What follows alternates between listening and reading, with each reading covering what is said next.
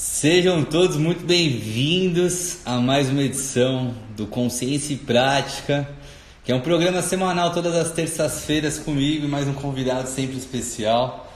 Aqui é o Rodrigo Moreira e vamos aguardar o Dr. Guilherme Musi entrar para compartilharmos conhecimentos voltados para acne e outras complicações dermatológicas, principalmente correlacionadas à utilização de esteroides anabolizantes.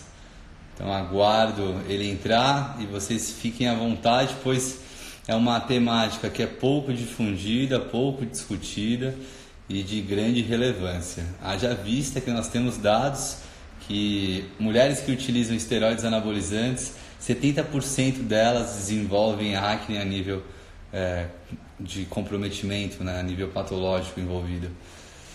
E 55% dos homens também desenvolvem complicações a nível epitelial por decorrência da utilização de esteroides anabolizantes. Aí nós temos a alopecia androgenética, que é uma queda de cabelo expressiva, né, gerada também muitas vezes por alterações hormonais. Então vou aguardar ele entrar para a gente conseguir realmente aprofundar no tema, já visto que ele é o especialista. Eu vou trazer conceitos em relação à nutrição, se há benefícios com algum tipo de exclusão ou de inclusão de algum alimento que possa proporcionar benefícios para esse cenário.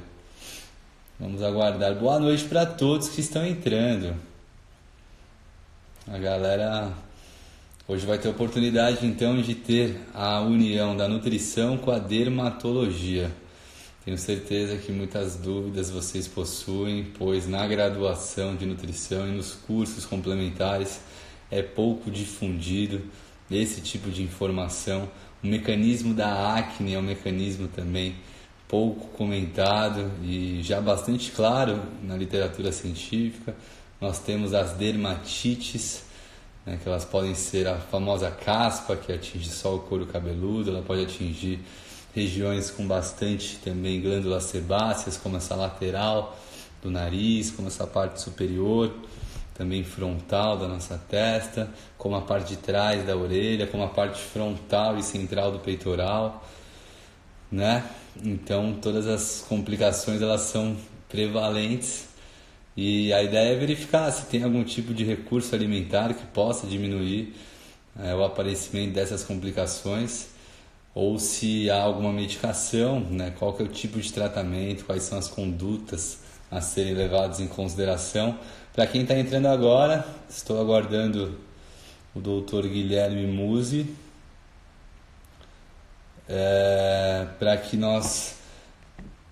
para falarmos sobre dermatologia e quais são os cuidados necessários, principalmente correlacionados ao uso de esteroides anabolizantes. Agora aguardar ele entrar, vamos ver.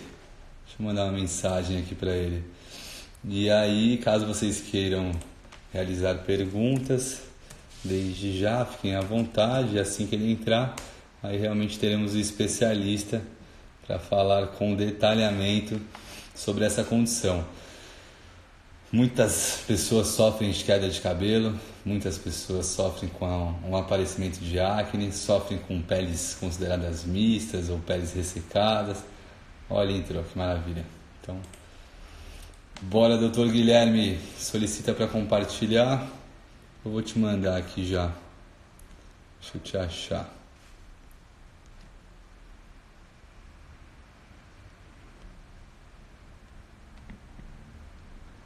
Aqui. Enviados. Bora compartilhar conhecimentos, que eu estou ansioso para adquirir mais informações relacionadas à dermatologia. Enviou, tal. Guardando compartilhamento de tela.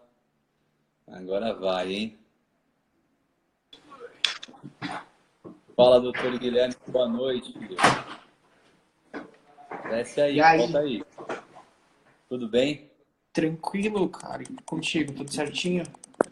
Também. Trabalhando até agora? Eu tava. Eu tava. Vai. Mas é a vida, né? Sensação. Ah, sim, somos dois. E Ou sempre. assim persiste por bastante tempo, lá não tem jeito. O Bom, som tá primeiro bom aí para vocês? está, para mim aqui pelo menos venho te ouvindo bem, a imagem também tá legal. Então, obrigado por aceitar o convite, Imagina para a gente pelo convite. para conhecer. E eu sei que você também vai estar presente na feira BTFF. Queria que você compartilhasse qual que vai ser a temática que vai abordar por lá. Então, na BTFF a gente vai fazer uma apresentação assim resumida sobre os principais efeitos colaterais do uso de anabolizantes esteroides, né? Principalmente a temática dermatológica da coisa. Mas eu também preparei uma aula para mostrar assim que nem tudo é acne, nem tudo é estria, nem tudo é só queda de cabelo. Às vezes as coisas se complicam e mostrar assim um pouquinho do meu dia a dia, né? Com o que eu faço quando eu vejo o paciente, o que a gente pensa, como um dermatologista pensa para fazer o diagnóstico. Sensacional! Isso. Você poderia compartilhar já conosco sobre temas tão corriqueiros, ciência científica, trazendo, por exemplo, que a apresentação de acne, mesmo você tendo outros conceitos além deste, chega com uma prevalência de 70% nas mulheres que utilizam esteroides e 50% nos homens. O hirsutismo, né? Então, por favor, discorra um pouco mais com mais detalhes, quais são as principais complicações, qual que é o tratamento, como prevenir. A gente tem que lembrar assim que geralmente os quadros, então começando a falar um pouquinho de acne, você tem umas duas possíveis apresentações da história quando a gente fala de esteroide anabolizante. Você vai ter aquela paciente ou aquele paciente que apresenta um quadro de piora súbita de uma situação que ele nunca teve, então é um quadro explosivo. Mas você também tem aquele paciente que te fala assim, puta, quando eu era mais jovem eu tratei acne várias vezes, e aí ele apresenta um quadro assim que lembra uma piora muito importante, muito importante não, mas significativa do quadro de base dele, mas que ele não estava esperando porque ele já está na idade adulta. Esses dois quadros, a principal dica, a principal coisa que a gente pensa assim é a temporalidade com relação ao uso de droga, e é difícil escapar disso, entendeu? Porque a pele, eu sempre falo, ela é o cartão de visitas da vida. Então, tudo que acontece dentro, ela mostra. Então, se você, por exemplo, você pode estar tomando uma dose baixa de testo para fazer uma reposição, você pode estar passando um gel de testo, você vai ter alteração dermatológica. Esses quadros mais assim agressivos, esses quadros que a gente pensa mesmo, eles surgem assim com o uso dos esteroides injetáveis e está cada vez mais frequente. É bem difícil uma mulher, por exemplo, se fizer uso de algum derivado de testosterona mesmo, ela escapar de algum efeito colateral. Isso realmente, valência científica, as bases teóricas e a prática também é bem clara quanto a tudo isso. E em relação à nutrição, você encontra alguma evidência que traz realmente algum tipo de grupo alimentar que deva ser contraindicado? Dentro da minha experiência de pesquisa, se resume a tentar diminuir a sinalização de mTOR, de IGF e de hiperinsulinemia. Basicamente seria esse o resumo. Isso é uma coisa interessante porque dentro da dermato, quando a gente vai olhar, por exemplo, os estudos assim mais abrangentes mesmo, mostrando alguns casos controles e alguns estudos observacionais, né, estudos intervencionistas, a gente não tem. Ninguém faz um tratamento, uma hipótese assim de só tentar tratar com a dieta, que seria uma coisa interessante se a gente tivesse dado. Mas os observacionais, a grande, assim, o chamariz da coisa é a história da briga entre o leite integral e o leite desnatado. Por que isso daí? Porque eles mostraram que se você consome o leite integral, você estatisticamente tem menos acne do que o paciente que consome o leite desnatado. E isso daí bate direto na questão que você falou do estímulo de IGF. Por quê? Os dois leites eles vão fazer o estímulo de IGF por conta da molécula. Só que o leite integral ele contém dentro da nata diversas gorduras. Algumas dessas gorduras foram mostradas que elas possuem um potencial antioxidativo muito grande. E esse potencial antioxidativo, ele contrabalanceia o efeito de estimulação de IGF. Quando você tira a gordura do leite, você fica só com o estímulo de IGF. Então, assim, do ponto de vista mesmo nutricional, a grande fonte de causa de acne, você vê, é pelo leite desnatado, que é o E contrário a, de que todo mundo pensa. e a versão com gordura, ela não tem estímulo direto de emitor por palmitato? Pode ter, mas assim, não necessariamente, né? Não E aí, necessariamente. E assim, é aquela coisa, tem que lembrar muito do que a gente sempre fala da questão de tipo, dose, quantidade de consumo e o que? Momento, né? São os mais importantes, porque você vai entrando com somatórias, né? Então é uma pessoa que tem uma propensão a ter um quadro de acne, se você, por exemplo, der um estímulo assim a mais para a glândula sebácea, na glândula de gordura, ela acaba respondendo. E aí começa a cascata toda do problema assim da acne, né? Porque é um problema assim da glândula de gordura. E aí todas as outras consequências assim do folículo, né? Que é onde a glândula está inserida. A outra coisa que a gente tem assim uma pobre evidência, inclusive tem um estudo assim, é ridículo em termos estatísticos, porque foi feito com 5 pacientes. Então assim, eu acho que é mais enviesado do que, não sei, não tem uma coisa mais enviesada do que isso, mas chama atenção porque eram 5 pacientes fisiculturistas e a grande correlação entre eles e os quadros acneiformes que eles apresentaram era o quê? O grande consumo de whey. Só que aí, por exemplo, eram pacientes que a estratégia nutricional, e eu até queria perguntar isso daí para vocês, assim, como é que fica decidido assim se o paciente vai fazer mais uso de suplemento ou se ele vai fazer uso da comida mesmo. Esses pacientes, eles eram grandes usuários assim de whey. Eles chegavam a consumir por volta de 10 a 12 litros de equivalente de leite, só que em whey. E aí, é aquilo que a gente conversou anteriormente, né? Estímulo de IGF, o whey vai fazer também por conta da molécula, porque é tudo derivado do leite. Só que, 10 a 12 litros, quem consegue tomar 12 litros de whey num dia, né? Ninguém. De 12 litros de leite num dia, ninguém. nunca vi na prática Também essa não. realidade.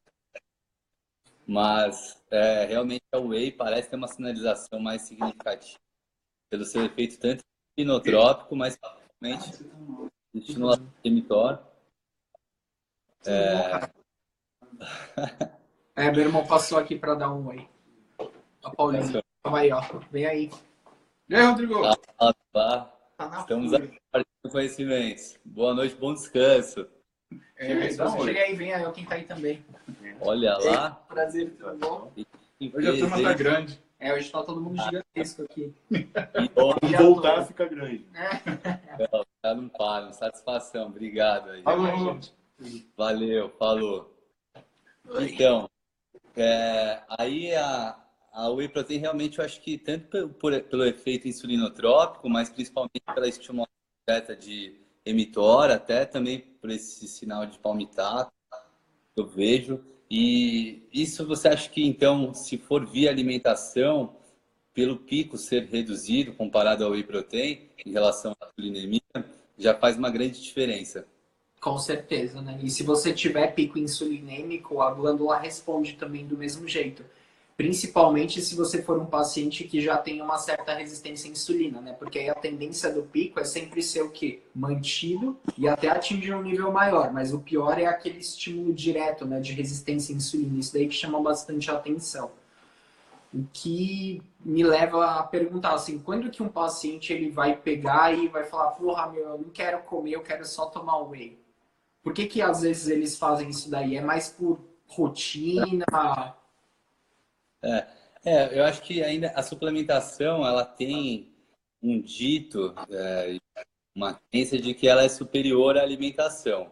E o que nós temos realmente claro na literatura é que o mais importante é você ter a quantidade e a distribuição adequada dos macronutrientes durante o dia. Então, o suplemento ele vira um recurso mais pela praticidade. Lógico que ele tem todo o seu valor biológico diferenciado, seu índice de digestibilidade, mas eu correlaciono principalmente por esse sentido de praticidade. Mas no fisiculturismo, a whey protein ela é utilizada, mas a alimentação é muito mais valorizada. Eu acho que em um ambiente nem amador, mas de quem pratica e busca uma construção muscular, que normalmente tem um pouco mais atripulada, são esses aqueles que mais têm preferência de suplementar com whey protein, porque não conseguem muito parar para se alimentar, nem sempre estão num lugar confortável para preparar uma refeição. Eu vejo mais por essa questão, tanto praticidade, mas também por idade e a É o que a as gente duas. acaba vendo, né? Todo mundo tem uma vida atribulada e aí o whey acaba entrando, né? Porque é aquela coisa, você literalmente come uma refeição assim em 30 segundos ou menos, né? É muito prático. O outro grande problema que eu vejo assim é o que uma das questões nutricionais que a gente também tem bem definidas é a presença da vitamina B12. Então, vitamina B12, ela tem a capacidade de estimular uma bactéria que mora lá no folículo piloso junto com a glândula sebácea, que chama Cutiniobacterium acnes, Propionibacterium acnes. Depende da época que você está estudando. Hoje é C. acne, que ele se chama. E pela estimulação, quando você joga B12 para ele, ele consegue produzir mais porfirinas e essas porfirinas são altamente inflamatórias, né? A gente chama de porfirinas porque elas têm a capacidade de absorver a luz numa frequência, num espectro específico. E essas porfirinas no local da glândula, elas são extremamente inflamatórias. E o que acontece? Você sinaliza uma resposta inflamatória para aquela região assim que já é propensa a inflamar. Por quê? Porque quando você obstrui a glândula, então assim, o cravinho, o que é o cravinho? O cravinho é uma glândula que está obstruída. Aí ela não consegue drenar, ela explode. Ela derrama um monte de lipase, um monte de protease, um monte de substâncias que não deveriam estar em contato na derme. E isso daí leva o quê? A mais uma resposta inflamatória. Então o quadro é agravado. A gente tem alguns quadros assim do tipo de farmacodermias mesmo, né? Então assim, induzidos por medicação, símile, que são por B12. Então é assim, todo whey precisa ser enriquecido com B12. Por que eles acabam colocando tanta vitamina num produto? E em relação a B12, valor de referência por exame laboratorial, tem algum que você considera mais seguro por não desenvolvimento? Nada, Ah, nada. então A minha é uma sugestão assim. Os quadros de deficiência, os quadros de vitaminoses ou de hipovitaminoses, eles são bem específicos. Então a gente não tem motivo pelo qual ficar dosando assim, simplesmente porque o paciente chegou um belo dia e a gente precisar falar assim, vai ter alguma coisa que está sugerindo. Não, geralmente são muito específicos mesmo. E o que a gente vê assim é que a grande, pelo menos eu olho, né, os rótulos dos whey's assim, a grande maioria tem mesmo complexo B, né? Não é só uma, tem muita coisa junto. sim, realmente poderia ser um cuidado, porque se há clara evidência científica, poderia ser até um material de uma outra linha, né, mais preocupada com essa parte dermatológica, quem sabe seria uma vertente relevante aí para as marcas poderem trabalhar um pouco melhor. Porque tem bastante gente realmente que deixa de consumir, então, além da parte de evidências científicas, tem prática envolvida dentro disso, que é a melhora no quadro com a cessação. Deu uma travada aí no seu, eu acho. Não voltou. Então,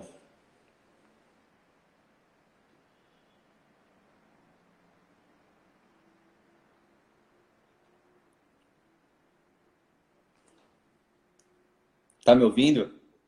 Tá ruim. Também não? Caramba.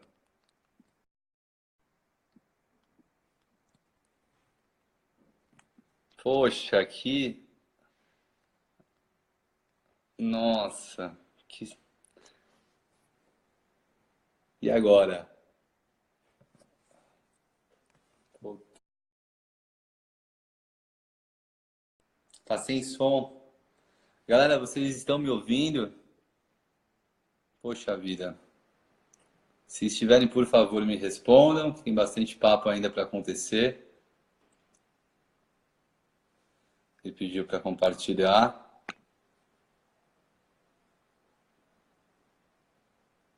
Vocês estão me ouvindo?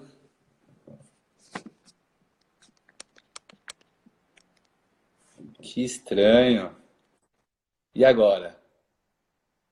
Então, Eu tô te eu, ouvindo. boa, eu também estou te ouvindo. Só deu um delay em relação à imagem. Vamos nessa. Beleza. Então, parece que está com um pouco de delay ainda, né? Mas faz parte. Vamos ver se a gente consegue dar seguimento. Uma outra complicação muito expressiva pelo uso de esteroides anabolizantes é a alopécia. Eu queria que você destacasse com Tá. mais detalhamento. A alopecia, assim, eu acho que, cara, ela tá acne em problema, porque é esteticamente, assim, muito chamativo, né? E a gente tem que lembrar que pelo último relatório da WADA que eu tava lendo, esses indícios, assim, clínicos de que o paciente está fazendo uso de algum esteroide mesmo, eles já são suficientes para você botar o cara no doping, né? Sim, Então, assim, você olhou, bateu o olho, viu que tem alguma coisa estranha no cabelo daquela moça, viu que aquele cara tá muito careca, viu que tá cheio de acne, viu que a tinta tá com relevo, alguma coisa assim, é suficiente para você, por exemplo, colocar o doping. Isso daí em termos de esportes que tem o doping, né, estabelecido. Então, assim, a grande preocupação é o quê? Um belo dia, quando o fio estava sendo desenhado lá, eles fizeram o quê? A presença da 5-alfa-redutase. E a 5-alfa-redutase transforma a testosterona em DHT. A DHT chega no folículo aqui em cima e faz o quê? O folículo diminuir. Então o fio vai progressivamente mais fino. E isso daí dá a aparência, por exemplo, de que você tem entradas, de que você tem careca. Começa principalmente aqui na parte de trás, no homem, e na porção da frente. Na mulher, o que a gente vê, o mais frequente é um padrão que é chamado padrão em árvore de Natal, que é o quê? A risca do meio, ela começa a ficar alargada. Então, a principal queixa da mulher atleta, ela vem, eu tô me olhando no espelho fazendo as poses e eu tô vendo a minha cabeça. Ou então, aí, quando ela faz uso mesmo, assim, de umas coisas mais potentes, né, que teoricamente ela naturalmente nunca entraria em contato, ela começa a fazer um padrão que é semelhante ao homem, que é de trazer a fronte, trazer a linha de implantação capilar cada vez mais para trás. Tudo porque o folículo está ficando menor. Isso daí é o que ela vai chegar para você e falar assim, a minha testa tá muito grande. Não era assim, olha quando era pequena. Aí, batata. Mulher que apresenta essas alterações capilares, você tem que pensar nisso daí. Você vai perguntar para ela se ela tá tomando. Geralmente elas falam assim abertamente. O cabelo é uma coisa muito estigmatizante, né? Chama muita atenção. é, exatamente. No E homem há, não, não, e há não, um forte. no homem tem dor, né? Que é o homem, ele naturalmente tem testosterona. Então, assim, filho, você entrou na puberdade, a testosterona tá lá fazendo você ficar careca já. Alguns mais, outros menos. Por quê? Porque os receptores nos folículos, eles são expressos de maneiras diferentes. Por isso que a alopécia é concentrada nessa região aqui no homem, porque você tem muito mais receptores de testosterona do que, né, occipito. Aí é por isso que você bate o olho e fala assim. Por isso que quando você vai fazer, você tira daqui de trás também. Porque esse é mais resistente à essa ação. Muito bom, né? Isso faz toda a diferença, né? A distribuição dos receptores e as respostas geradas em regiões específicas. É bem legal. E as medicações, qual seria o tratamento para a alopécia androgênica? Ou androgenética, Sim. né? Nível de evidência androgenética. Hoje a gente fala em perda de cabelo de padrão masculino ou feminino, mas eu ainda gosto de alopecia androgenética, eu acho mais legal também, assim, porque foi como eu aprendi no dia.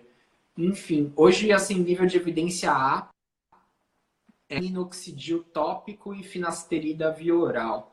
Aí entra aquela lista assim, finasterida deixa broxa, finasterida dá síndrome pós-finasterida, finasterida isso, finasterida aquilo, né? Então, assim, de uma vez por todas, o que é o ponto? Finasterida, 1,8% dos pacientes pode apresentar algum tipo de disfunção sexual, que entra desde diminuição de libido a redução do volume ejaculado até disfunção erétil. E quando você pega, por exemplo, os pacientes com disfunção erétil, o que acontece? Quando olhar só esse subgrupo, geralmente eram pessoas que já tinham experimentado a situação mais de uma vez. Então, essa é a causalidade do medicamento nesse ponto. Mas é um problema porque o paciente aplica finasterida e travou. Mas a voz está fluindo. Só a imagem que travou. Ou a voz também. A conexão não está tão boa. Voltou, Gui. Tô te vendo. Jogou um A. A.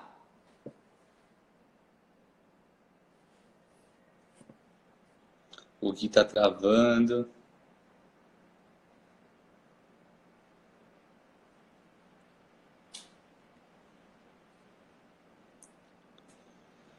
Galera, vamos aguardar essa conexão.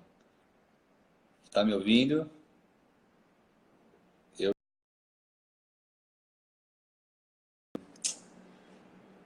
Bom, vamos aguardar ele entrar novamente.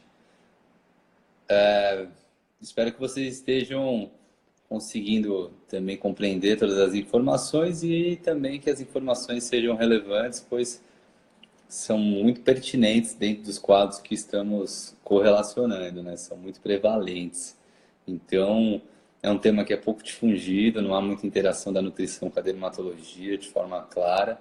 Então, essa é uma grande oportunidade. Vamos lá! Tá me ouvindo? E aí? Estou te ouvindo. Desculpa, eu não sei o que tá rolando. Não tem problema, fica tranquilo. Eu queria mandar oi pra Mia, minha mulher, ela tá vendo a live também, tá em casa. Que legal. E aí, daqui a pouquinho eu te libero. Mais um pouquinho eu quero ainda. Vamos lá. Fica tranquilo. Ainda da alopecia. Aí você citou também do minoxidil. Como é que é o mecanismo de ação? Você falou o uso é tópico. Como que você costuma conduzir? Minoxidil hoje em dia, né, evidência nível A pro tópico, mas a gente tem uma crescente, assim, um crescente número de publicações que já estão começando a usar o minoxidil via oral. Por que funciona? Ele é basicamente um vasodilatador. Então ele chega lá no vaso que nutre o fio e faz o quê? Aquele dilatar. Isso daí melhora o aporte de nutrientes, consequentemente o fio ele cresce um pouquinho mais. A outra coisa que ele promove, e aí é um mecanismo um pouco mais complexo, é o quê? O fio ele cresce em fases, né? O que acontece? O fio ele está um momento numa fase de crescimento, página, depois ele entra numa fase de repouso e depois ele entra numa fase de queda, que é telógeno. Ele faz com que o fio saia de queda para a fase de crescimento e fique um tempo maior nessa fase de crescimento e, consequentemente, no repouso. E isso daí é o que promove o uso. Entretanto, o grande problema do minoxidil, fora você ter que lembrar de aplicar no couro cabeludo e não no fio, é o quê? Parou de usar, depois de uns 3 meses você perde o efeito. Então é o que geralmente as pessoas assim acabam com medo de problema, né? A pessoa vem e aí ela para de usar e aí o cabelo, daí ela fica desesperada. Por quê? Porque o cabelo caindo, vem para você, tá, meu cabelo tá caindo. E aí você tem que conversar direitinho a respeito assim do tipo de queda, se usou alguma coisa, porque senão você confluve o telógeno, que é aquela queda assim de cabelo também que acontece bastante, né? É a principal queixa assim, capilar no consultório, eflúvio telógeno. E hoje em dia eu estou usando assim, com muito sucesso o minoxidil via oral. A única ruim é que é assim, onde tem pelo pode crescer mais. Então apresentam assim aumento da pilificação. Para algumas mulheres que fizeram 1 milhão de sessões de depilação definitiva, não é tanto um problema, mas para alguns homens, assim, às vezes eles falam, tá crescendo pelo no meu braço, tá crescendo pelo na minha bunda, não gosto. Mas o cabelo segura, assim, muito bem. Inclusive, a literatura publicada tem, assim, os antes e depois. É mesmo? Eu gosto muito. Eu sou, assim, completamente a favor. Eu gosto. Eu uso porque, cara, a grande maioria dos pacientes que eu vejo, eles não utilizam o minoxidil tópico.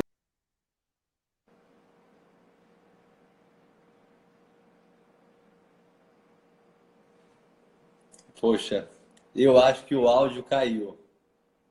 Fala alguma coisa.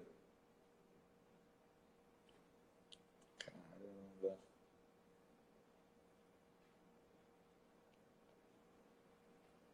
Vocês estão me ouvindo? Então, aí ó, agora teremos uma pergunta específica sobre finasterida. Vamos aguardar. Porque mesmo que a conexão não esteja tão boa, tá dando para ser conduzida numa boa live. Só nesses momentos que realmente trava. Então,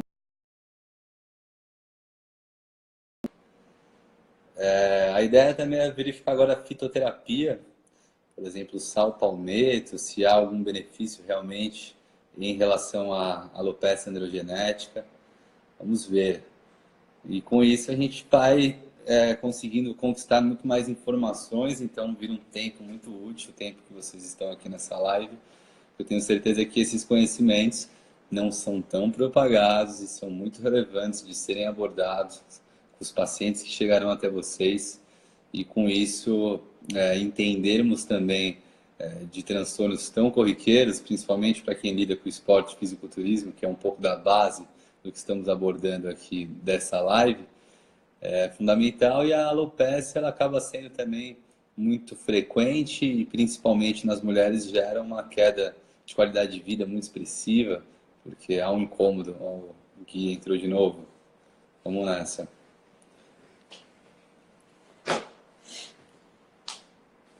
Vamos ver. Agora vai. Tudo de novo. Maravilha. Então,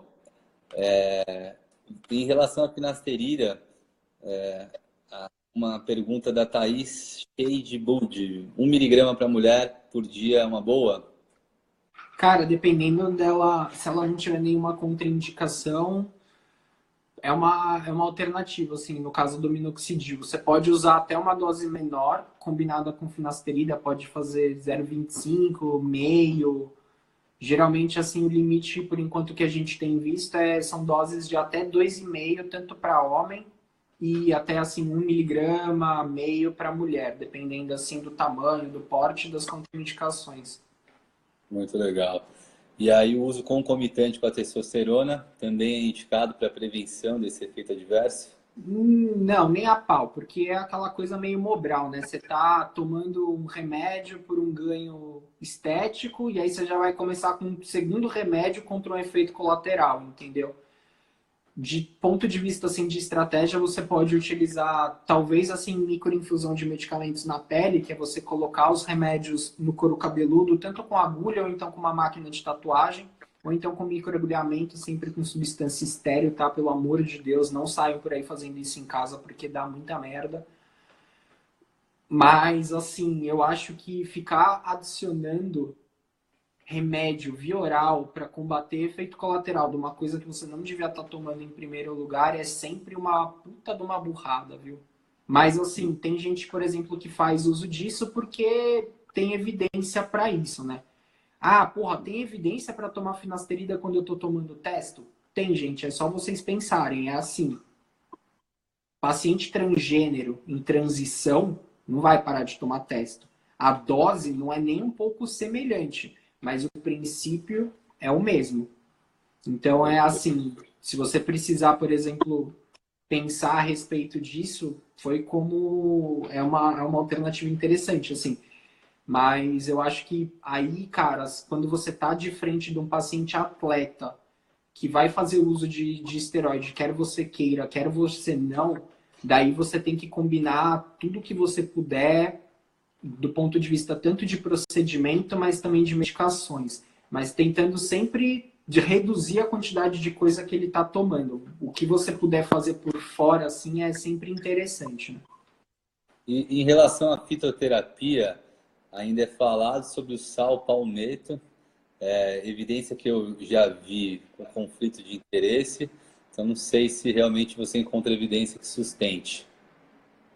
Não, é Não, né? tudo assim, extremamente pobre, enviesado e pago pela indústria, né? Não tem como você colocar isso daí na sua prática diária, porque realmente não, assim, não vale. Você está fazendo tocação de tambor, assim, esperando chover, alguma coisa assim. Até o mesmo a coisa mais assim de vanguarda que a gente vê, que é PRP, também tem altas ressalvas, porque não é sempre que o paciente responde ao PRP, né, em primeira questão, e a outra é que, assim, a literatura, todo faz PRP de algum jeito, entendeu? Então, não tem, assim, padronização da centrífuga, velocidade, ciclo, tempo, coleta. Tem, por exemplo, estudo que mostra a alteração da qualidade do PRP se o paciente fez ou não o exercício depois.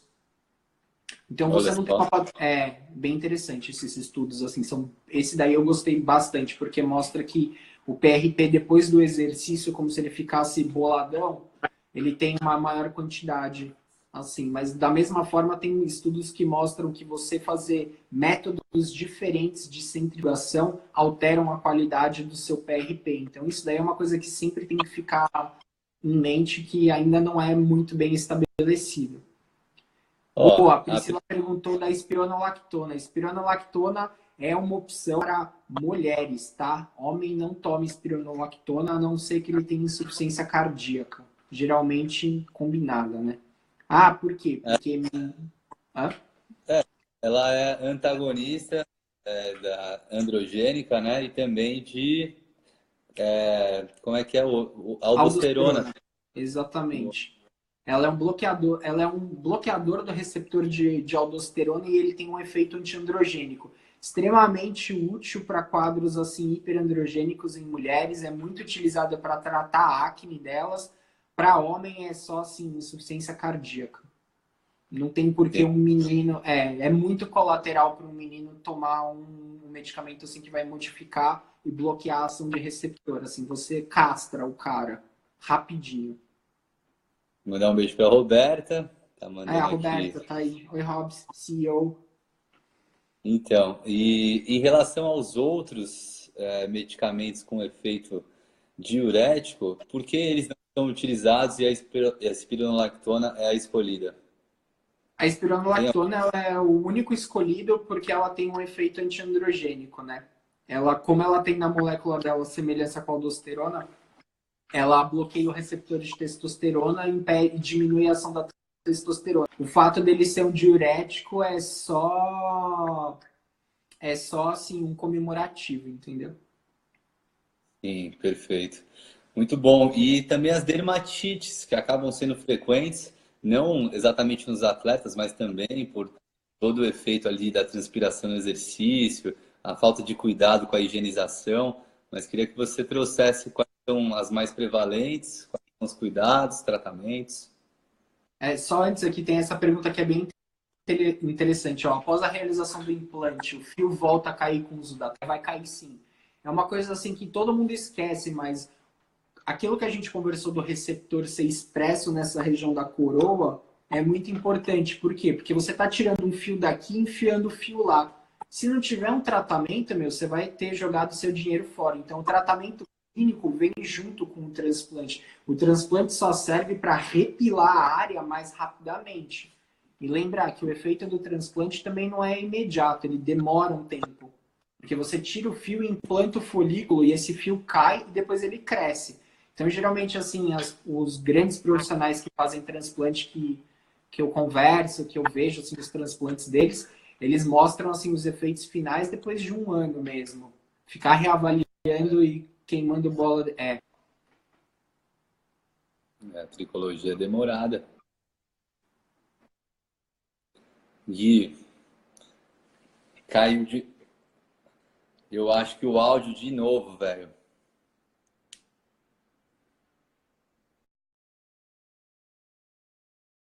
Volta, melhor. Vamos aguardar, tem ainda bastante conteúdo para compartilhar. Obrigado pela interação. Roberta Carbonari, um beijo. Obrigado, sempre um prazer.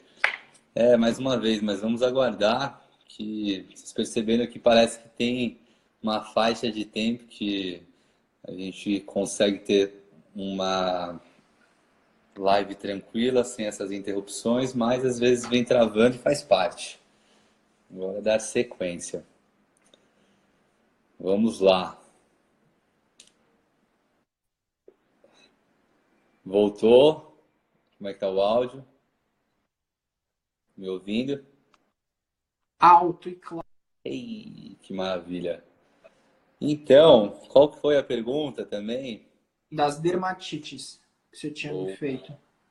vai lá, por favor. Então, assim, né? Dermatite mediada por hormônio é a mais famosa que a gente tem, assim, que aparece nos pacientes que fazem uso, por exemplo, de esteroide.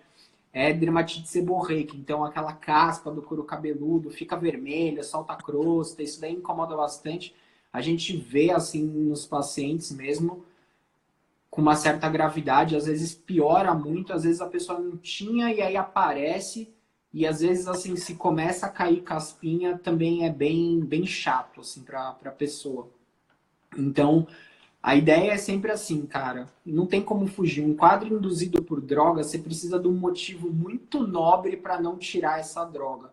Ah, você tem algum? Claro que tem. Eu tenho, por exemplo, um paciente que não pode tirar a testosterona porque tem um quadro endocrinológico, o paciente está fazendo transição de gênero. Eu tenho, por exemplo, um paciente que toma bloqueador de receptor. O cara tá tratando câncer. Vou lá eu tirar o remédio do câncer dele? Não vou, né? Inviável. Exatamente. São coisas Mas, todas que a gente tem que pensar, né? e, Pode e falar. o aspecto de estresse para essas complicações de inflamações de pele, elas é um gatilho muito expressivo? Totalmente expressivo, né? Como a gente falou, a pele reflete tudo que está acontecendo dentro. Como o estresse ele mexe principalmente no eixo do cortisol, faz um desbalanço com picos fora de horário, você induz as dermatites inflamatórias, as doenças inflamatórias a acontecerem. Assim, então tem, por exemplo, paciente que piora de vitiligo, de dermatite atópica, de dermatite seborreica, de psoríase, da acne. Qualquer coisa assim está sujeita a uma piora. Depende muito do tipo do paciente específico mesmo, assim. Mas o estresse, hoje em dia, assim, é uma coisa que vem em voga. Eu nunca vi, por exemplo, alguma coisa mais específica mostrando melhora total dos pacientes, assim, a acne que melhorou por causa do estresse. Mas você controlar junto ajuda muito pro paciente. Entendi. Sua imagem deu uma travadinha, mas voltou, maravilha. Que legal. Aí, então parece que assim, todas as complicações são multifatoriais, né? Então é difícil realmente você conseguir um tratamento simplista. Você deve não só prescrever, mas direcionar algumas mudanças que vão além de um simples uso adequado de uma medicação, por exemplo, né? Não? Puta, fala sério.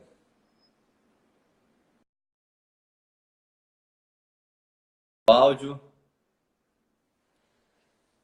Treino, musculação, o uso de finasterida pode atrapalhar o processo de hipertrofia ou perde alguma valência como força, por exemplo? Provavelmente não.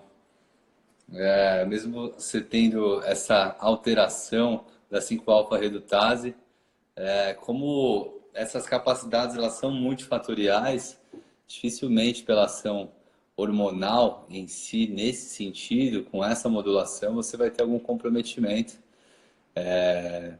Tanto no processo de capacidade física quanto de estrutura, né? Que seria tanto a hipertrofia quanto a força em si.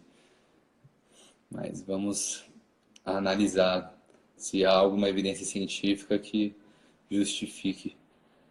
Voltou, voltou. Agora vai. Vamos Agora até vai. o fim.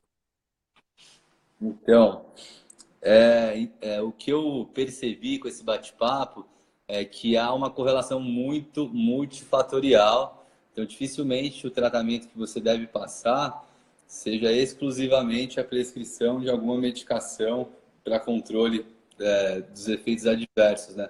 É uma série de modificações de gatilhos, de estilo de vida, quem sabe, que são necessários para ter um resultado efetivo. Sempre, né? A gente fala que dermato, eu falo assim para as pessoas, dermato é a melhor especialidade médica que tem, entendeu? A gente vê criança, adulto, adolescente, mulher, jovem, homem, transgênero, todo mundo. Qualquer pessoa vem no dermato. E tudo que a dermatologia mostra é que assim, a pele entrega o que está acontecendo no corpo. Então, a pessoa tem síndrome do ovário policístico, vai ter na pele alguma coisa. A pessoa está tomando remédio para câncer, bateu o olho, você sabe isso daí. A pessoa de longe é um atleta que toma hormônio, você sabe isso. A pessoa tem acne, tem alguma coisa estranha com ela, tem alguma coisa estranha com ela. Então, a pele entrega, é só você saber olhar os detalhes. Não tem receita de bolo, tem coisas que a gente utiliza mais rotineiramente, mas assim, não tem receita. Tem, por exemplo, o paciente que não vai tolerar fazer uso da medicação porque tem sintoma colateral. Você não tem como saber isso, mas é para isso que você estuda, para você saber remediar essa situação e para você poder oferecer um arsenal terapêutico amplo, né? E integrar com as outras facetas, com as outras especialidades, é o que faz assim o cuidado do paciente ser melhor.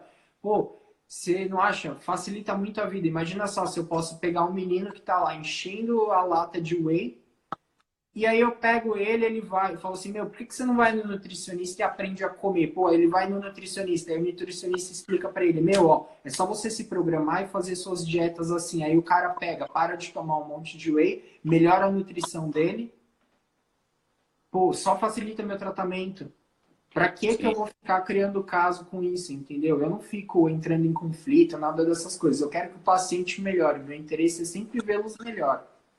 Toda a sim. consulta tem que melhorar, entendeu? Se não tá melhorando, a gente tem que acertar alguma coisa. Sensacional. O que foi perguntado? Poiquilodermia. Poiquilodermia de Civat. Ah, então, é assim, né? Poiquilodermia de Civat é uma alteração dessa região do colo, geralmente mediada por muito sol que a pessoa tomou. Então, a primeira coisa, para de tomar sol, que sol não serve para muita coisa, serve para me dar emprego, né?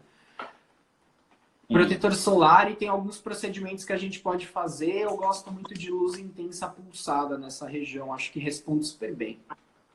E aproveitando essa parte do sol, acho que um dos cuidados considerados gerais e bom para todos, consequentemente, é a utilização de filtro solar e, quem sabe, com passadas periódicas durante o dia, né? Assim, de mais de uma vez.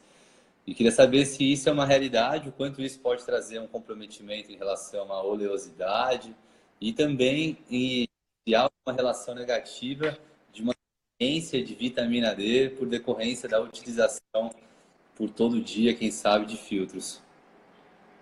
É assim, eu brinco, eu falo, vitamina D, se você acha que está faltando, faz o exame e compra na farmácia. E é porque filtro solar não vai fazer parar de produzir vitamina D. Filtro solar ele funciona aumentando a quantidade de radiação que o seu corpo tolera. Então é por isso que chama filtro. Bloqueador não é um nome muito bom, protetor solar é um nome ok, né? Filtro e protetor. O que Legal. acontece? Você não vai ter hipovitaminose D por decorrência do uso do filtro solar, nem se você ficar passando a cada 1 minuto, isso daí não vai acontecer mesmo. Então tem que usar filtro solar, porque filtro solar não dá câncer e filtro solar previne câncer. Então essas histórias que tem aí por aí de gente sensacionalista que fica fazendo de serviço para a medicina, falando que dermatologista prescreve filtro para causar câncer nas pessoas, eu acho que essas pessoas deviam ser presas. Da mesma maneira como quem fala que óleo de coco serve como filtro solar. Gente assim tinha que ser presa, porque eu já vi umas queimaduras assim absurdas, porque a pessoa foi lá fazer. Caramba. É, agora. Ai. Bom, galera, nós temos mais um finalzinho, então mandem as últimas perguntas para a gente buscar esclarecer. E já estaremos em breve realizando o fechamento da live. Desculpa por esses transtornos em relação à conexão. Certamente o objetivo não é esse, né? Mas isso pode acontecer. E se vocês gostarem do conteúdo, a gente realiza uma outra live complementar para ter mais esclarecimentos sobre esses conceitos, tá? Vamos lá, vamos lá. Já entrou, já solicitou, estou aguardando o compartilhamento. Me ouvindo? Bem? Boa.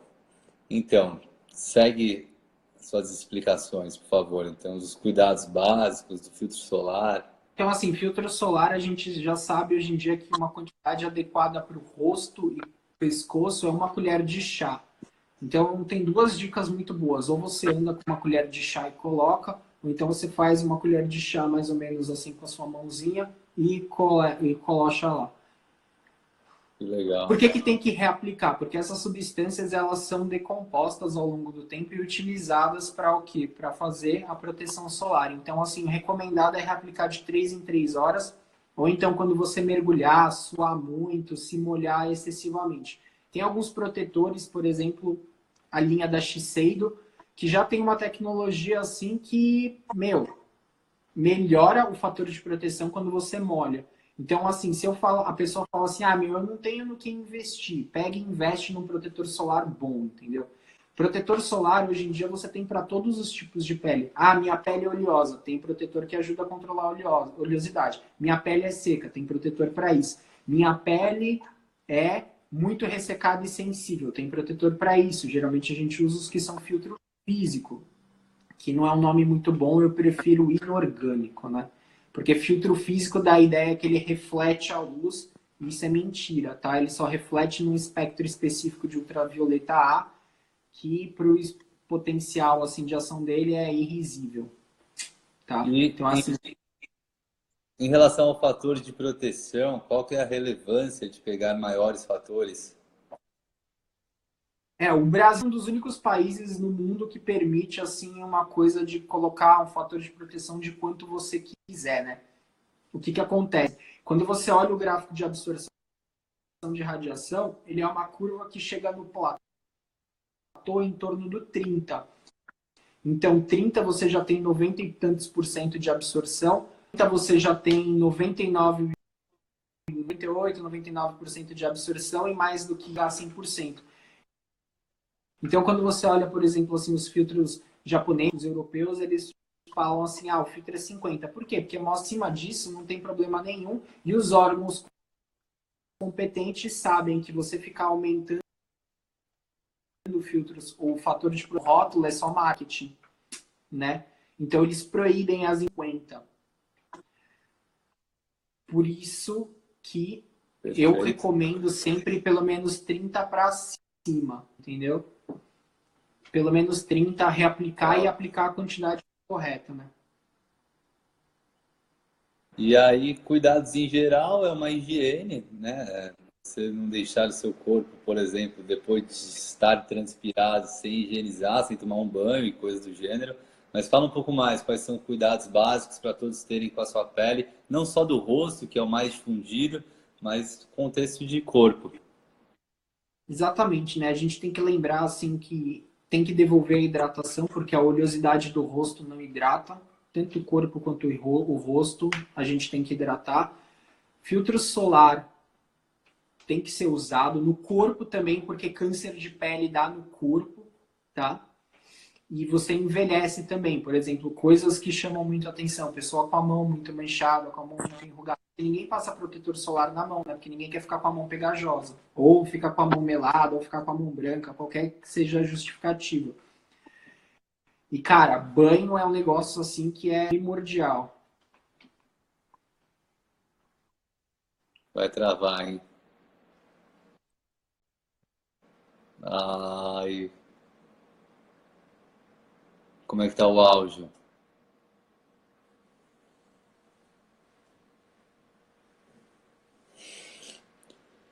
Galera,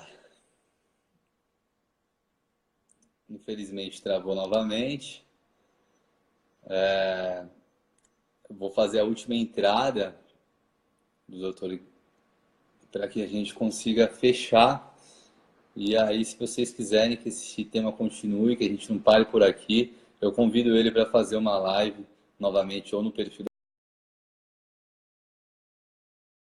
pois eu considero que o conteúdo é bem relevante e é importante ter um especialista para dar clareza dos conceitos.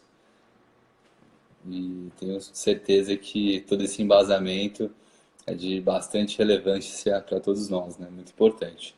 Tá bom? Vamos lá. Oi. A conexão não está muito boa, mas dá o seu fechamento.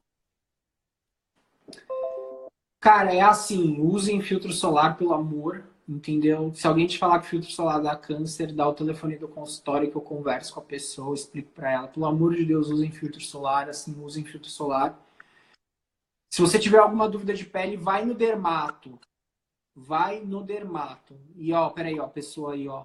Eficácia do facial, líquido para barra. É tudo sabonete, é tudo igual. Só toma cuidado para você não lavar demais a sua cara, porque isso daí resseca, tá? Um pouco às vezes. Não tem efeito rebote, tá bom? Ninguém vai aumentar a oleosidade porque a glândula sebácea não tá nem aí se você limpa ela ou não, tá bom? Efeito rebote não existe. Sempre que vocês tiverem uma dúvida assim, surgiu uma mancha, não sei se isso daí é câncer ou não, vai no dermato. A gente estuda para isso. Nenhuma dúvida é boba demais, cara. Porque assim, eu sempre falo, o pior caso que você pode ter é um câncer de pele e melanoma, entendeu? Se eu puder prevenir um desse, eu já tô feliz, entendeu? Então, se eu peguei uma pinta no começo, para mim, cara, eu ganhei o dia, o ano, a semana, porque eu sei que aquele ali eu preveni, entendeu? Então, façam a parte de vocês. Se vocês tiverem dúvida, não tenta a solução caseira, não pergunta para sua mãe, a não ser que ela seja dermato, e procura um dermato da Sociedade Brasileira de Dermatologia, tá? É muito importante vocês procurarem um profissional que tenha um título.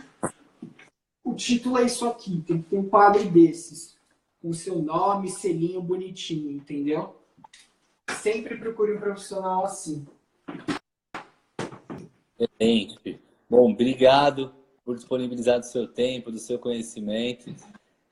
Senti que ficou um tempo curto, tanto pelas interrupções, mas também pelo conteúdo que é muito relevante. Daria para a gente abordar em outro momento novamente. E aí eu tento estruturar contigo para a gente dar sequência nesse bate-papo, tá? Mas foi de grande valia. Obrigado mesmo. Imagina, obrigado a vocês, foi um prazer. Sempre que a gente puder, eu adoro dividir conhecimento, porque eu aprendo bastante, assim. Sempre que surge alguma dúvida, depois eu vou reler, vou ver se eu não falei alguma besteira e a gente aprende bastante, né? Muito bom. Então, obrigado por todos que estiveram na live. A live vai ficar salva para vocês poderem assistir novamente. Desculpa pelos transtornos, mas desculpa mesmo. tranquilo. E nos vemos numa próxima em breve, no mais. Se não nos encontrarmos ainda essa semana na BTFF, vou estar lá também. E aí a gente se fala pessoalmente. Com certeza, velho. Vai ser um prazer. Eu espero todo mundo lá. Acho que vai ser muito legal, assim, compartilhar. Eu preparei uma aula, ainda estou acertando alguns detalhes, assim, mas é uma aula bem iconográfica. Então, vai ser bastante saliva e bastante foto interessante. É isso, sensacional. Boa noite para todos. Até a próxima. Tamo junto. Tchau, galerinha do mal. Obrigado por terem vindo, por terem mandado perguntas. Valeu.